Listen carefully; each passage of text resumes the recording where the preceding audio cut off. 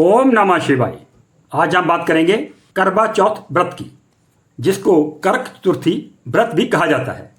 इस दिन भगवान शिव की, माता पार्वती, कार्तिकेय, गणेश जी और चंद्र देवता की पूजा अर्चना की जाती है। ये मान्यता है कि करवा चौथ की कथा सुनने से जो विवाहित महिलाएं हैं उनका सुहाग बना रहता है।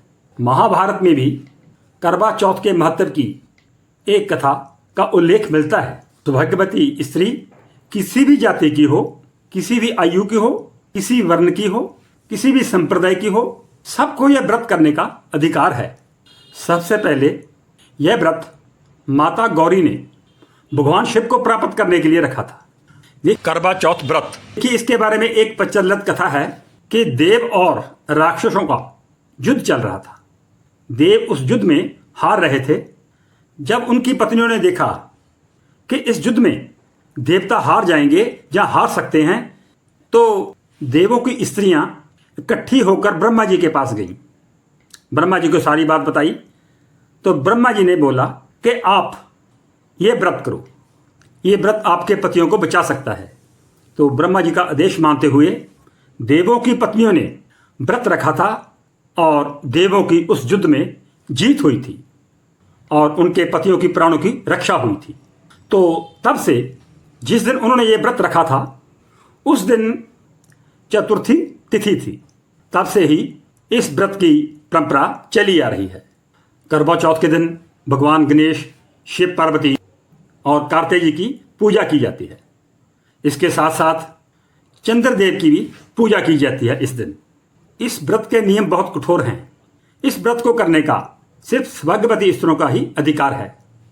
स्त्रियों को चाहिए कि वो सुबह उठें, सूरज चढ़ने से पहले नहा धोकर व्रत की तैयारी करें और भोजन कर लें।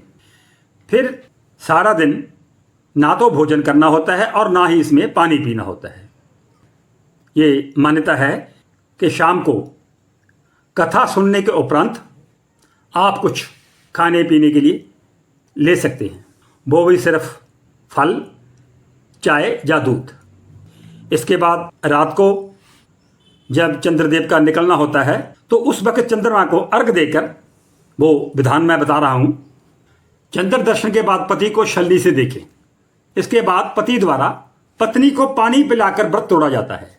जैसे मैंने बताया है कि छलनी से चांद को देखना है और उसी छलनी को चांद को देखने के बाद अपने पति को भी देखना होता है। फिर पतिदेव अपनी पत्नी को जल ग्रहण करवाते हैं। उसके साथ ही ये व्रत समाप्त होता है। सनातन परंपरा में सुहागन महिलाओं के द्वारा करवा चौथ व्रत रखा जाता है। इसके लिए एक कहानी और भी प्रचलित है। इस कथा के मुताबिक एक स्त्री वीरावती और उसके 7 भाई थे। सातों भाई अपनी बहन से बहुत प्यार करते थे। एक दिन की बात है कि जब करवा चौथ का व्रत वीरावती ने रखा हुआ था तो वो भूख से व्याकुल थी। उस वक्त सबसे छोटा भाई अपनी बहन की व्याकुलता नहीं देख सका और उसने नकली चांद बनाकर बहन को भ्रमित करके उस नकली चांद को अर्घ दिलवा दिया।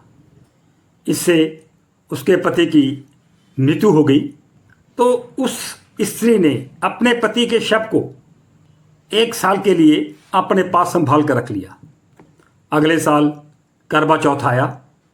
उसने अपनी उसे भाभी को, जिस भाई ने धोखे से अपनी बहन का व्रत तोड़वाया था, उसी छोटी भाभी को उसके प्राण वापस दिलाने के लिए आग्रह किया।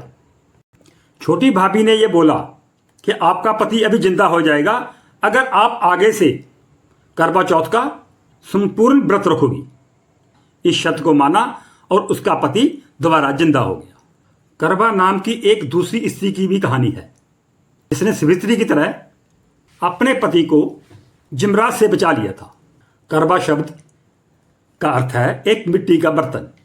करवा चौथ का व्रत समाप्ति के समय दाल और चावल खाने चाहिए। इनका विशेष महत्व है। चंद्रमा को अर्घ देते वक्त आटे का दीपक जलाएं। इसके बाद करवे से चंद्रमा को अर्घ दे दें। करवा चौथ में अर्घ देते समय जो आपके पास कलश है उसमें एक चांदी का सिक्का व कुछ अनाज के दाने डाल दें और फिर उस करबे से चंद्रदेव को अर्घ दें। जब आप चंद्रदेव को अर्घ दे रहे हों तो उस वक्त आप ये मंत्र जरूर बोलें, ओम श्री श्री चंद्रमसे नमः, ओम श्री श्री चंद्रमसे नमः, ओम श्री श्री चंद्रमसे नमः। हो सके तो इस मंत्र को 108 बार बोलें। इससे आपकी प्रार्थना का प्रभाव और भी बढ़ जाएगा। देखिए, माता पार्वती ने भी इस व्रत को किया था, इसीलिए उन्हें अखंड सौभाग्यवती का वरदान प्राप्त है। वैसे ही हर महिला अखंड सौभाग्य का आशीर्वाद मांगने के लिए व्रत रखती है। हम भी यही प्रार्थना करते हैं कि ये व्रत आप सबके लिए भरपूर खुशियां लेकर आए। आज की इस जानकारी के साथ ओम नमः शिवाय।